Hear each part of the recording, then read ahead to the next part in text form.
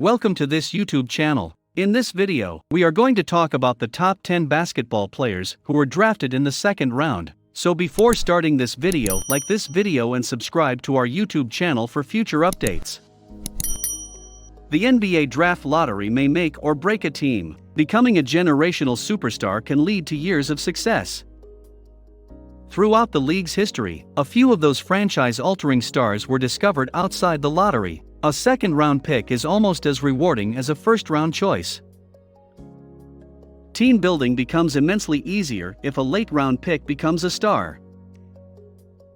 The players who follow were chosen similarly. On draft night, few presumably knew most of these names. Teams that passed on them had missed out on game changers by the time they retired, or had a few years in the league.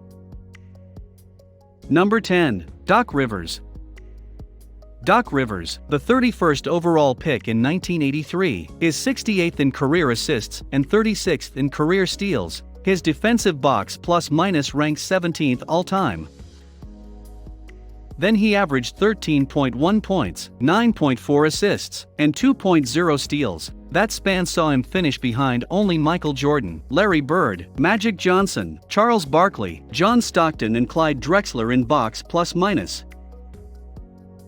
Most modern fans know him as the head coach of the Boston Celtics, or as the longtime coach of the Los Angeles Clippers, but he was a great player as well. Rivers was typically charged with defending the opposing team's premier perimeter player for nearly a decade. He started 586 of 704 games he played, and, as his top 20 career DBPM shows, he mostly succeeded. Number 9. Paul Millsap. Millsap evolved from a rebounding specialist to one of the game's finest Swiss Army knife forwards with the Utah Jazz. On average, Millsap averaged 18.4 points, 9.6 rebounds, 3.0 assists, 1.7 steals, and 1.3 blocks. Only DeMarcus Cousins has ever matched or surpassed all 5 marks. Then he'll be the 15th player in league history with 7,000 rebounds, 2,000 assists, 1,000 steals and 1,000 blocks. Millsap, now in his mid-30s, is still a key player for a title contender. Millsap has a plus 7.7 points per 100 possessions with the Denver Nuggets and a minus 0.2 without him. Number 8. Mark Price. Mark Price, 40th all-time in career box plus-minus, is a fantastic shooter. When he retired in 1998, he had the third-best career effective field goal percentage, 53.0, behind Reggie Miller and Dale Ellis. His 90.4 free throw percentage is third all-time in the NBA. Price was more than a shooter, it's 30th all-time. His output is near unprecedented when these two skills are combined. Only 42 NBA players have attempted 1,000 or more three-pointers with a 40% or higher three-point percentage. Only Steve Nash has a greater assist percentage than Price. Number 7. Maurice Cheeks. He averaged 12.9 points, 7.5 assists, and 2.4 steals throughout an 8-year span from 1980 to 81 to 1987 to 88. The following year, he won a championship with the Philadelphia 76ers alongside Moses Malone and Julius Erving. The Sixers team website summed up his dual contributions well. Cheeks knew when to punish teams for not recognizing his scoring ability, but he did so in the flow of the offense. Despite his gentlemanly and fair offensive demeanor, Cheeks threw in the towel on defense. Don't misunderstand. He played a respectable game of defense, but it was vicious. Opposing guards were intimidated by Morris's defensive stance. Obviously, Erving, Malone, and eventually Charles Barkley received the most praise, but Cheeks was typically the Philly team's engine. Number 6. Tony Kukoc. Tony Kukoc was a key element of the three-peat Chicago Bulls of the late 1990s. During the 3 championship seasons, Kukoc averaged 13.2 points, 4.3 rebounds, and 4.0 assists in 28.1 minutes per game. And he ably stepped up in that Last Dance season.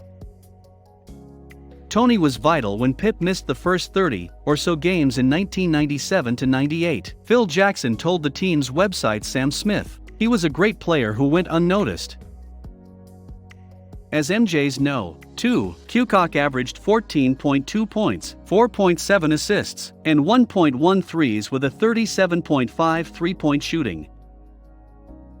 The following season, he finally led his own squad. Despite the Bulls' 13-37 record, Kukoc averaged 18.8 points, 7.0 rebounds, and 5.3 assists.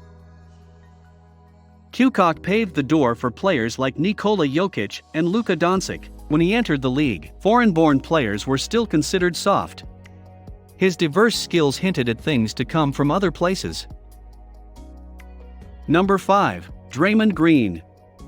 Few expected Draymond Green to become an All-Star and Defensive Player of the Year after averaging 2.9 points and 32.7% from the field in 79 games as a rookie. After 2 seasons of development, Green's third season saw him start for the Golden State Warriors due to an injury to David Lee. As Monty Poole of NBC Sports put it, head coach Steve Kerr came in expecting Lee would be his starting power forward. Lee strained his hamstring in the final preseason game, forcing Green into the lineup. He's been ever since. The rest is history. Gone were the days when Green had to defend himself. From 2014-15 through 2017-18, he was 16th in box plus minus and 2nd in raw plus minus. Number 4. Nikola Jokic. Is it too early for Nikola Jokic? Consider this. Jokic leads all players in win shares per 48 minutes, box plus minus, MVP shares, playoff win shares per 48 minutes, and playoff box plus minus. Only Manu Ginobili had more fan votes. Forget about other second-rounders. Only Michael Jordan, LeBron James, Chris Paul, Magic Johnson, and David Robinson have a better box plus minus than Jokic. The game is more remarkable than the stats. His water polo-like playmaking was unique before he joined the league. On offense, he can shoot from all 3 levels. Despite his reputation, he has always been a competent defender due to his size, quick hands, and general positioning. In each of Joker's 5 seasons, Denver's defense has been superior. Number 3. Jeff Hornacek. Jeff Hornacek was a key member of the Utah Jazz teams that faced Michael Jordan and the Bulls in the NBA Finals in 1997 and 1998. During his 7 years in Utah, he averaged 14.4 points, 4.0 assists, and 42.8% from 3.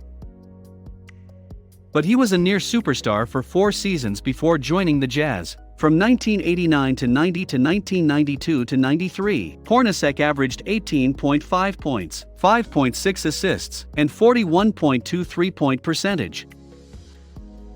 Despite only making 1 All-Star team, he ranks 48th in career wins over substitute players. Number 2. Marc Gasol. Greg Popovich went off shortly after the Memphis Grizzlies traded Pau Gasol to the Los Angeles Lakers for Kwame Brown, Javaris Crittenton, Aaron McKie, 2 first-round picks and Marc Gasol. What they did in Memphis is inexplicable. There should be a trading council to scratch all illogical trades, stated he. I wish I was on an NBA trade committee. I'd like to join that committee. I voted no on the LA swap. In retrospect, reactions like those in Stephen A. Smith's famous rant make sense. The Lakers won 2 championships with Pau, whose net rating swing was a huge plus 6.0 points per 100 possessions. But it wasn't nearly the landslide many predicted. Kevin Garnett is the Memphis Grizzlies' all-time leading scorer and rebounder. Over a decade with the Grizzlies, Gasol made 3 All-Star teams and 2 All-NBA teams in 2012-13. He was named DPOY. His presence increased Memphis' point total per 100 possessions from -2.4 to +1.0. In 2018-19, he was moved to the Toronto Raptors, where he became a defensive anchor and playmaking hub in the high post. Number 1. Manu Ginobili. Manu Ginobili being voted no. One was inescapable even before the criteria were set. Ginobili, the 57th selection in the 1999 NBA draft, made an immediate impact with the San Antonio Spurs 3 years later. In the 2002-2003 playoff run, he averaged 9.4 points and 2.9 assists in 27.5 minutes per game. The Spurs were plus 15.9 points per 100 possessions with him on the floor, and minus 7.0 without him. From there, his role grew. Ginobili was named to 2 NBA All-Star teams. He won 3 more titles, and was named the NBA's 6th Man of the Year in 2007-2008. The Spurs were plus 7.7 points per 100 possessions with Manu on the floor, and minus 2.5 without him. What do you think about this video? Do let us know down in the comments section below. If you enjoyed this video and want to hear from us again, be sure to hit that subscribe button before you go.